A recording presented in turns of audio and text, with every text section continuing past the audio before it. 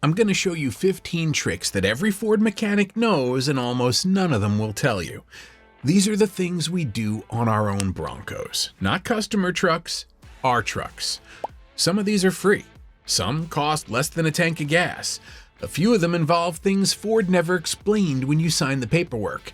And number one on this list is already built into your Bronco right now. You just don't know how to use it.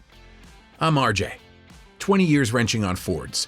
If you own a Bronco, these tricks will save you money, protect your drivetrain, and make this truck do things you didn't know it was capable of.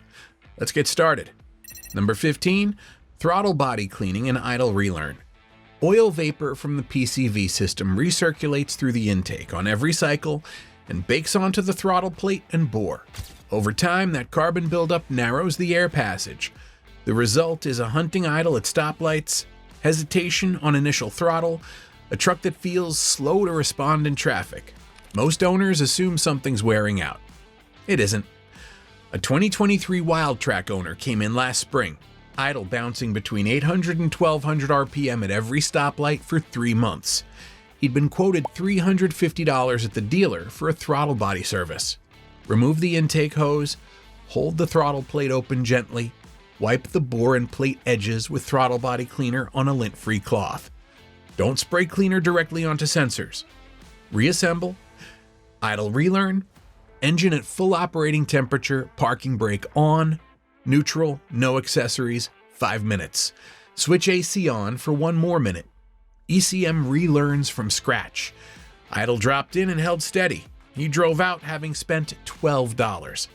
Dealers charge $200 to $250 for this service. Your cost is $12. Number 14, MAF sensor cleaning. On a Bronco, this matters more than on almost any other Ford. The mass airflow sensor tells the ECM exactly how much air is entering the engine. When it reads low, the ECM adjusts fuel delivery around bad data. You get hesitation, sluggish mid-range, rough idle, and often no check engine light because the sensor hasn't failed. It's just dirty. On a Bronco, the MAF faces dust from trail use and oil vapor from the PCV system simultaneously. One afternoon off-road can load that sensor more than 10,000 highway miles. I had a 2022 Bronco come in after 3 trail runs in 4 months. Completely flat off the line. No codes. The MAF sensing wires were coated in dust and oil film. 10 minutes with MAF cleaner. The truck felt like a different vehicle on the test drive. The ECM had been compensating around bad data for months. Make MAF cleaning part of your post-trail routine. Spray the wires lightly, don't touch the element, let it air dry completely. Dealers replace MAF sensors for $180 to $250. Most of the time, the sensor doesn't need replacing. It needs $10 worth of cleaner. Number 13, battery disconnect reset. And on a Bronco, the situations where this helps are different from a standard truck. Every module stores adaptive data: fuel trims, idle speed, shift points, throttle position. Over time, it drifts, gets corrupted, or builds around problems that have since been fixed. On a Bronco, this reset is especially useful after installing a winch or auxiliary lighting that caused voltage spikes, after replacing the battery, or after a rough trail run where the electrical system took hits from water or vibration. Disconnect the negative battery terminal. Press the brake pedal a few times while the cable is off to drain residual capacitor charge. Leave it disconnected about 30 minutes. Reconnect. Start without turning anything on. Drive 20 to 30 miles with varied conditions. Every module relearns from a clean baseline. I had a 2022 Badlands owner install a rooftop tent wiring kit on a Friday. By Monday, the truck was running rough and throwing codes. He called 2 shops. One quoted him $180 for diagnostics. The other said they'd need it for 2 days. Battery disconnect, relearn drive, done in an afternoon. 0 parts, 0 shop time. The voltage spike from the wiring install had scrambled module data. Clean reset, clean slate. Cost, 0, versus a diagnostic fee just to tell you what a battery reset fixes for free. Number 12, air filter after every dusty trail run, not on mileage. One afternoon on a dusty trail can load an air filter with more contamination than 10,000 miles of highway driving. When the filter's loaded, the turbo works harder to move less air. Throttle response gets lazy. Fuel economy drops. The truck feels heavy under acceleration. A Bronco owner came in after Moab, convinced his turbo was failing. When I opened the airbox, the filter looked like someone had vacuumed the desert into it. Replaced the filter, cleared the adaptive fuel trims. Boost came back immediately. $40 instead of a turbo conversation. Hold the filter up to light after any significant off-road trip. If you can't see through it, replace it. $40 after every dusty trail. The alternative eventually costs thousands. Number 11, turbo cooldown after hard use. On the 2.7, this is non-negotiable. The 2.7 EcoBoost runs twin turbos. After hard climbing, extended boost at elevation, or a long trail session, those turbos are spinning at high RPM and high temperature. Shut off immediately and the oil flow stops, but the turbos are still hot and spinning down. The oil in the bearing housing sits under that heat and can break down on the bearing surfaces. Mechanics call this oil coking. Over time, it degrades bearings and leads to turbo failure. I had a 2022 Badlands come in at 72,000 miles. Owner was convinced the turbo was going. When I pulled it, the bearing housing showed heat scoring, consistent with repeated hot shutdowns after trail use. The turbo wasn't at failure yet, but it was well on its way. After any hard use, let the engine idle 2 to 3 minutes before shutting off. Keep oil flowing while the heat dissipates. A turbo replacement on a 2.7 Bronco runs $2,200 to $3,000 per side. 2 minutes of idling costs nothing. 2 minutes of idling every time against $2,200 to $3,000 per side. The real-world service intervals for a Bronco that sees actual use, transfer case, differentials, transmission, the maintenance schedule I actually follow after 20 years on Fords, that's what the Ford Longevity Blueprint covers. Links in the description. Number 10, exercise the sway bar disconnect every 2 weeks. Broncos with the electronic sway bar disconnect have an actuator that physically disconnects the front stabilizer bar for improved wheel articulation on trail. It's one of the best off-road features on the truck. It's also a feature that stiffens up when you don't use it. The actuator motor needs to move through its full range periodically to stay free. A Badlands owner brought his truck in last summer. He used it for daily driving most of the year, trail maybe 4 times. He went to engage the sway bar disconnect at the trailhead and the system wouldn't complete the cycle. Actuator had stiffened from months of sitting in the same position. He spent the day on trail with the sway bar connected, lost the articulation he paid for, and booked a shop visit when he got home. 30 seconds every 2 weeks. Park safely, engage 4 high or 4 low, press the disconnect button, let it complete a full cycle, reconnect. That's all it takes to keep the actuator moving freely. 30 seconds every 2 weeks. The actuator that never moves is the actuator that eventually won't. Number 9, trail control as a precision crawl tool. My favorite trick on this list because almost every Bronco owner with an automatic has this, and most have never used it this way. Most people know trail control as off-road cruise control. What most owners don't realize is how slow you can actually run it. You can set trail control to a crawling walking pace on a steep rock section and have both hands completely free for steering and line selection. The system handles all throttle and braking while you focus entirely on where the tires go. Engage 4 high or 4 low. Press the center of the goat mode dial to activate trail control. Use the speed buttons on the steering wheel to set your speed. The system handles all throttle and braking.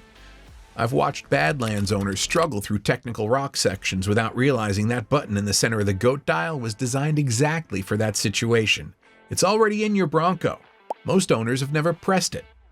Already in your Bronco, already paid for. Most owners have never used it. Number 8, trail turn assist. Use it on loose terrain only. Trail turn assist reduces your turning radius by applying the inside rear brake while you're at low speed with the steering wheel near full lock. On loose terrain, sand, gravel, soft dirt, where the rear tire can scrub and pivot, it's genuinely useful for tight switchbacks. On hard-packed ground or pavement, engaging trail turn assist binds the driveline and creates real stress through the axle components. I've had owners describe a loud mechanical grinding when they activated it on a packed trail. That noise is your front axle and the system fighting each other. Loose surface only. Full lock, disengage it the moment you're out of the turn. Don't leave it active while descending a slope.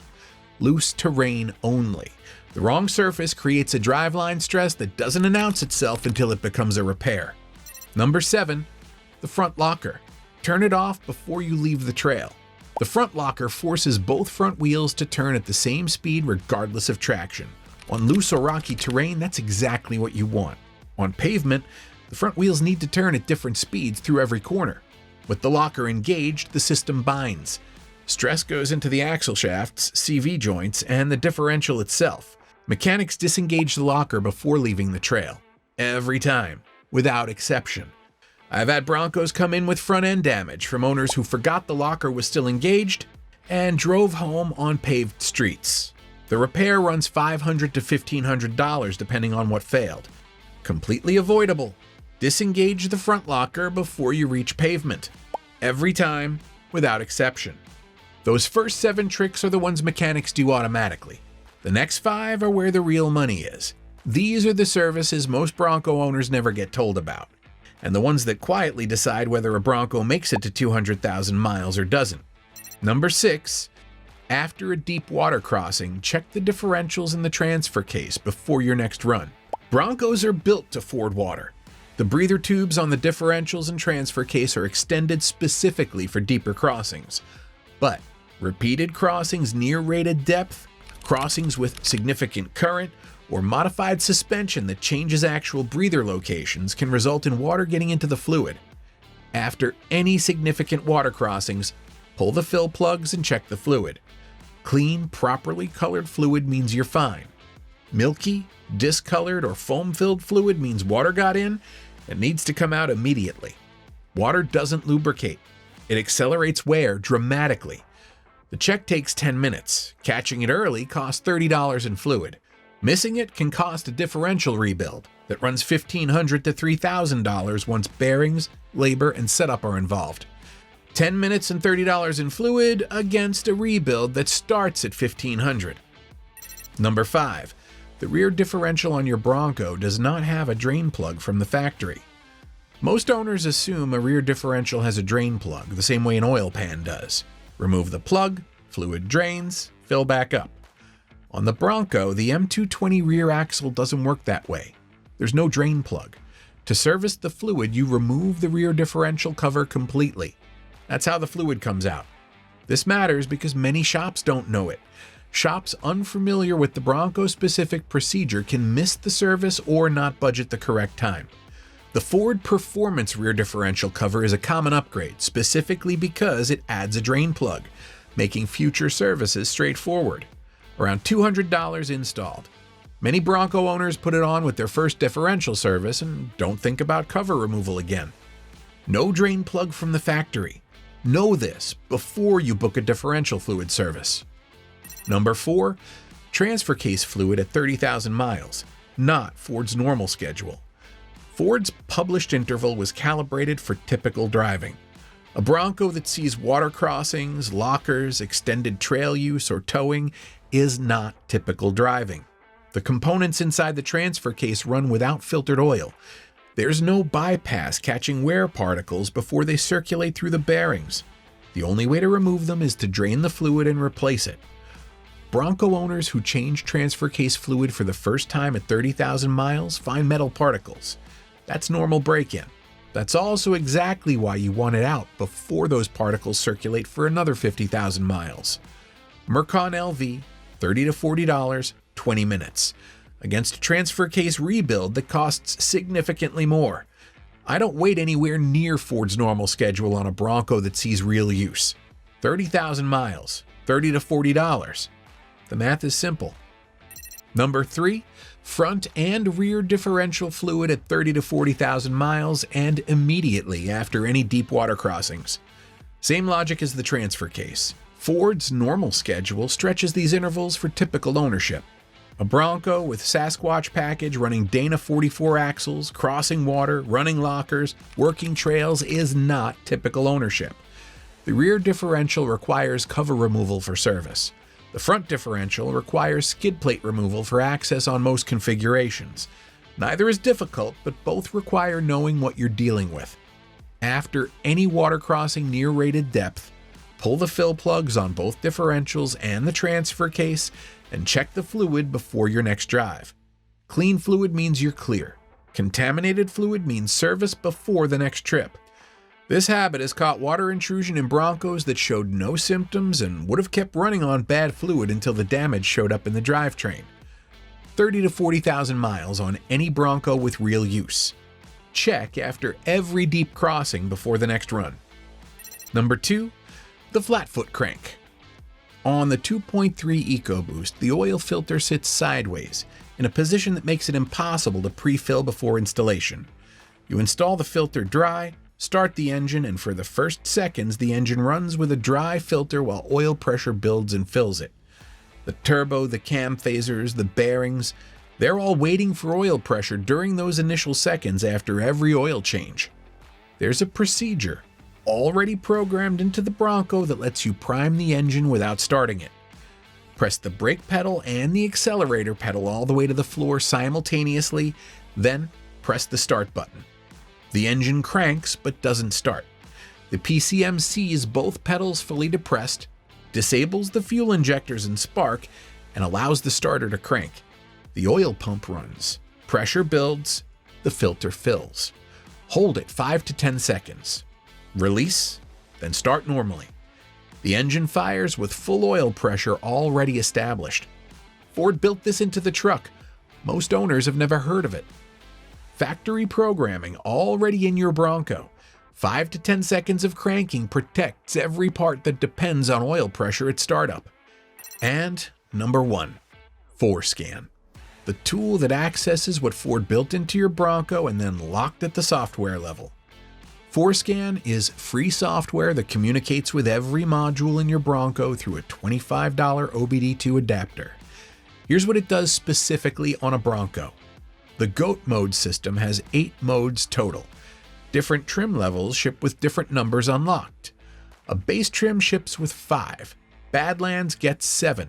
Sport mode, the one that sharpens throttle response and changes transmission mapping for on-road performance, is software locked on certain configurations that didn't come with it from the factory. On many 2021 and 2022 Broncos, FORScan can unlock it. 5 minutes. Owners who've done it describe it as feeling like a different truck. Different throttle, different shifting, different steering response. Results depend on your specific model year and software build, so verify your configuration before you start. Beyond GOAT modes, FORScan handles permanent auto stop-start disable, which varies by model year and software version, so check your specific configuration. It handles transmission adaptive reset after a fluid service, letting the TCM relearn shift pressures with fresh fluid, battery monitoring system reset when you replace the battery, and PCM and TCM software updates for your specific VIN that Ford applied under warranty and that most trucks never received after going out of coverage. These aren't modifications, they're functions Ford's engineers built into the software and then restricted through trim-level feature gating. The hardware's there, the software is there. FORScan gives you the key. Already in your Bronco, already paid for. Ford just didn't hand you the key. If this video helped you keep a little more money in your pocket and you'd like to support the channel, hit the join button below. I'll see you in the next one.